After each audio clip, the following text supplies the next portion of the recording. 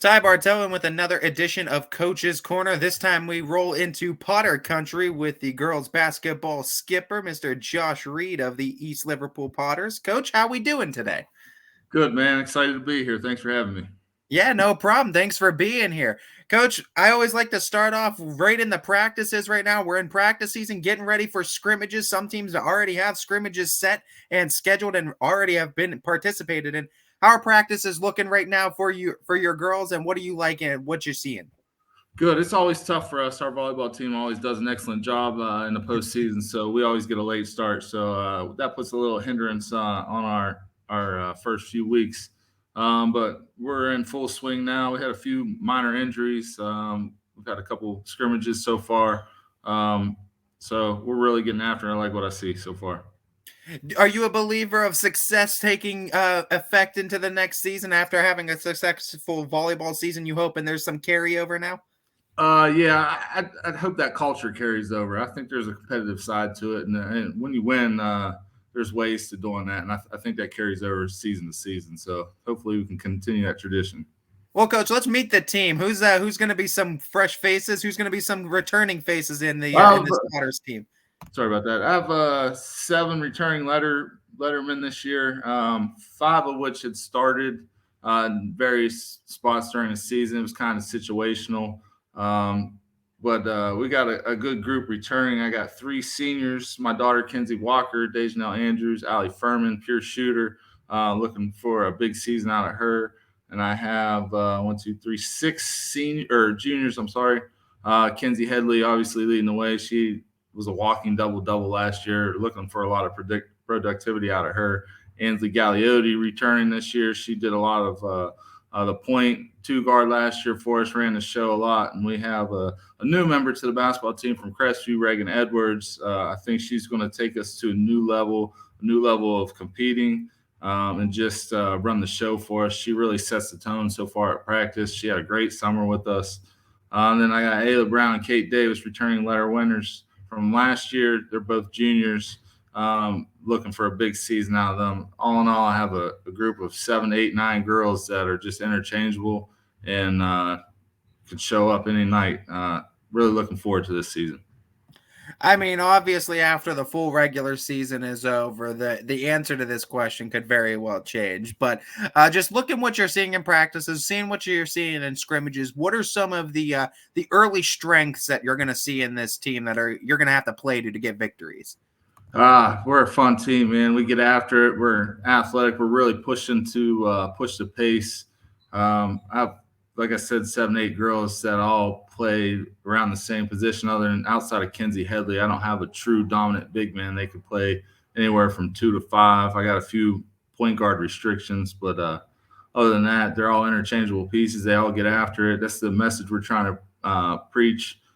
Just being tough, physical, and in shape so we can run the floor this year. You look at your conference, it's always fun too. This is fun basketball that comes out of it, both sides, boys and girls. What do you like for conference play this year, and what's it going to take for you guys to be competitive and towards the top in it? Um, this year is kind of a weird year. We've dropped a lot of teams. We obviously played Beaver Local twice, Oakland twice, picked up Toronto. So we got a strange schedule this year. We still got obviously the Claymonts, the West Branch, Steubenville. We got Central Catholic. We picked up United this year. So we got a good mix of teams. Start out with Toronto on Black Friday. Looking forward to that. Haven't played Toronto in years. Looking to really get after the schedule early in the season. Obviously, play Southern the second game of the season. That's a big matchup for us. We play them twice throughout the year, and then we travel to Crestview halfway through the season. So hopefully by that time we're off and running and really honed in on our skills by that point in the schedule. So. What would you say the kind of brand of basketball the Potters are going to look to play this season? The fast pace, man. That's my favorite type of basketball. We're looking to run. Just pressure defense and get out and run on the offensive side. You also get to play in such a beautiful field house too. I mean, that's a gorgeous facility. I mean, Talk about just the facility. Talk about the fans that surround you guys too, and just what Potter Nation is like. So I try to tell people all the time. I was a player, former player here. I played college basketball. Some of the field houses that I played in, I was a D1 basketball player, and some even at that level, some of the field houses I played in don't compare to this field house. Like I said, we start out with Toronto. We have the band coming in, so it's going to be just like a boys' game. Great atmosphere. We Oh, get to play, come out to the horse. Still gives me cold chills every time I walk in this gym. Especially being a former player, man. There's a lot of memories out there on that court for me, and I'm trying to instill that, give the girls the same type of memories I had. We have a long way to go to get to that competitive level, but we're trying to get there, and we're doing it in practice every day. So it's exciting times here at Liverpool. I know the boys' team is going to be really good. We're trying to just mirror what they do at practice. I've been with Nate for a long time. So we're just trying to get that culture to shift into the girls' basketball side of things here at Liverpool. I love Nate too. I respect the heck out of that coach too, and I get a chance to talk with him a little bit later today, so I'm glad to catch up with him. You talk about building this culture too, and I mean you're an East Liverpool guy, so you know it from the player perspective. Do you still kind of get the butterflies in the stomach, or still get giddy being on the coaching side and standing on the sidelines for the Potters? Yeah, for sure, man. There's sometimes I get too amped up, like I'm going out to play myself. It's like almost I want to put myself into the players and have the mindset that I have night in and night out. But I really think we're turning the corner and getting that type of culture of competitiveness and thinking we can win night in and night out. You know, when I first took this program over, it was almost as if it was just another thing. Just go out there and play. Didn't hold no type of standards. We really get after it though. We're pushing each other in practice. And again, when you have 7, 8, 9 girls that can compete for starting spots or compete for playing time on a varsity basketball team, it makes a world of a difference in that level of competitiveness at practice. So I'm excited for you guys, and we're all rooting for you here on YSN because I know you care so much about the community. You care so much about this team and this program. You talk about this team though, and just trying to play to get back to that competitive nature and that competitiveness with this. Also, you need to know you don't do that by yourself. You obviously know you take a good staff. You need a great staff around you. What's the staff look like this year for the Potters? Shout them out. Um, again, Coach Nizer, we call him Peep. He's at the school teaching now. He's been with me since I took over the girls program. One of my best friends. He's really into the character side of the girls. Helps develop that side of their. Make sure like he's a good cop to my bad cop type thing. He's got a good relationship with all the girls from number 1 down to 16. Um, he does a great job though, and also Mary Davis is back with us again this year. She's going to be the JV coach. She does a phenomenal job pushing the girls and making them compete with the varsity girls at practice, which in turn makes the JV even better. But she mirrors the style that we do with the varsity level, so it works on all aspects. Unfortunately, my daughter Michaela Reed was with us last year as a freshman coach and kind of just hovered around and did both JV and varsity. She had to step down to the junior high level, which isn't a bad thing. I'm just going to miss having her at the high school level. But on the other end of that, it's going to be good having somebody down there with some knowledge and some passion like I bring to the table at the high school level. So I know the middle school will be in good hands with her down there. You obviously talk about Coach Conley's program too and what he's been able to do. You talk about building a program, and I know how much you care and I know how much you love this. What is some of the biggest challenges you've kind of fought trying to build this program? What are some of the biggest things you learned about building a program to now what you want it to be and get that prestige into the program that you guys are looking to have? Oh man, going to a girl's side of things just was eye opening at first. Like I said, though, when I came in, the culture was just go out and have fun, which we still instill that. I mean, having fun is a big part of basketball, but you learn a lot of life lessons out of basketball. You got to hold girls accountable, make them work, make them uncomfortable. We preach that at practice. When you're going to get comfortable being uncomfortable, and that's when you grow. That's the only time you see growth. So we try to put them in uncomfortable situations. That way they're getting better day in and day out. I think that was the biggest challenge was coming to the girls' side. I'm passionate, and I think that was just a little bit of a shock, so to speak, in the girls' aspect of things. But we're coming around. Like I said, I had a lot of older upperclassmen when I first came in. So now my juniors and seniors have been with me for through this will be year 3. So they know the standards and expectations that we're trying to bring day in and day out. So it's getting easier. We're having a lot of fun with it right now too. I'm excited to see what you guys have to offer this season. You talked a little bit about some of the non-conference games that you have, but what are some of the ones that you're just excited about the challenge they bring? You obviously want to see kind of like a buffet of different basketball, right? A little bit of everything before that tournament. What are some challenges you're Right. excited to face?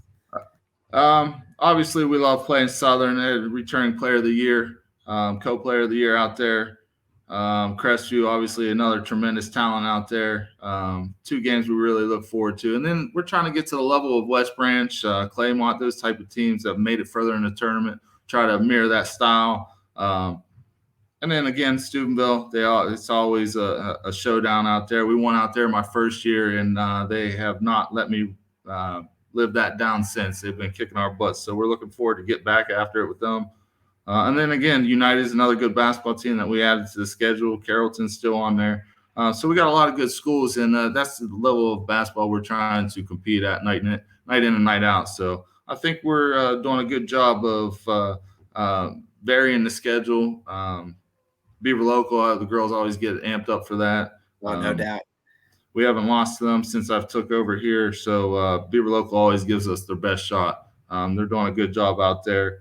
They got a few girls back that have had injuries in the past, so I know they're going to give everything they got. So obviously, that's a big one on our schedule. I mean, go into a little bit of detail for those who may not know. There's rivalries and then there's rivalries, right? And Beaver Local East Liverpool is one of those. Go into detail what it's like to play on this, to be a part of this too. On the girls' side, on the boys' side, it doesn't matter what the sport is. These 2 teams get together and it's a showdown.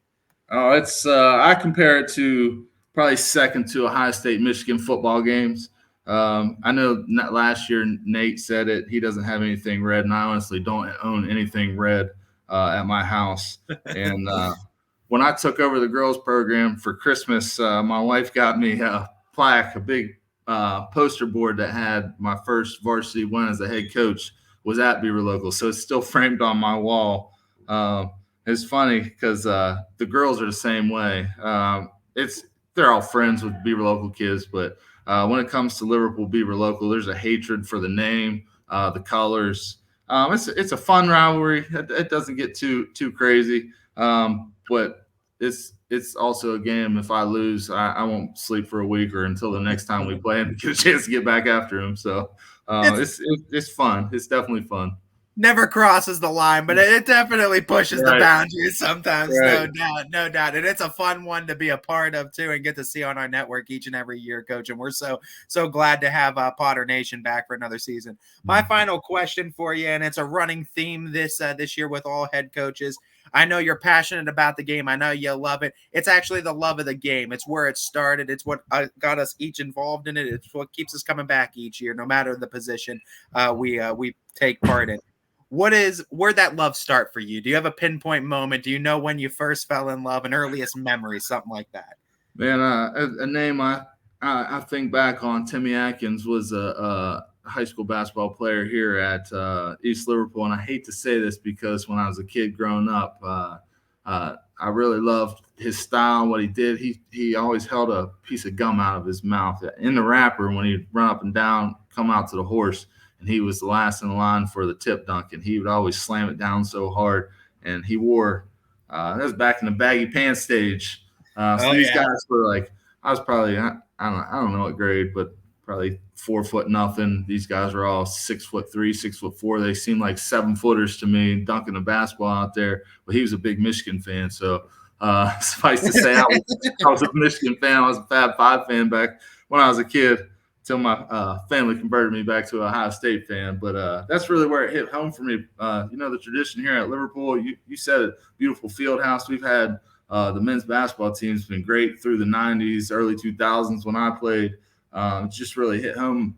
And in my family, my dad always wanted us to play basketball, wear the number 21. So kind of just started at a young age, seeing them out there and playing, and then seeing my brother go through. They went to the Final Four when I was in middle school. So it just really I never thought anything else. I just want to be a Potter basketball player, and I'm happy to continue to be a part of Potter basketball. My son plays on a boys team. Nate's my cousin, so we're highly involved with each other. We talk a lot about basketball, talk a lot about the kids, and again, they support us, we support them. So it's a great situation we got going on here. You're converted on that OSU side, but you definitely have more of the gray apparel than the scarlet apparel, though, for sure. Right. Coach, I thank you so much for your time. I thank you for giving it to us to get a little bit of a preview of what Potter basketball on that girls' side is going to look like this year. We're rooting for you here on the network. We can't wait to have you guys on the network once again this year, and I'm sure we'll be talking to you again real soon. Thank you. Appreciate it. No doubt, Coach. This has been a first edition of Coach's Corner with the skipper over there at East Liverpool on the girls' side, Mr. Josh Reed.